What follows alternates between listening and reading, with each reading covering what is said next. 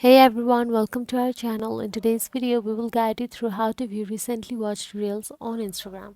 So, open the Instagram app on your mobile device, then simply tap on your profile icon available in the bottom right corner.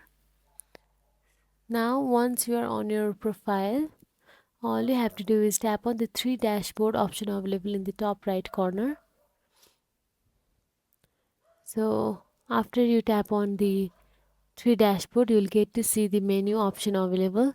Now from there, tap on the your activity. In your activity, you will get to see the options like, comments, and many more. You will find a list of recent interaction including reels you have watched. You can only see the reels where you have liked or commented or you have been tagged on. So basically, go to the liked section and you can find the reels you have liked. Go to the comment section and you can find the reel you have commented on. And go to the tagged section and you can find the reels you have been tagged on. So that is it guys. If you found this video helpful, please like, share and subscribe our channel, and thank you so much for watching.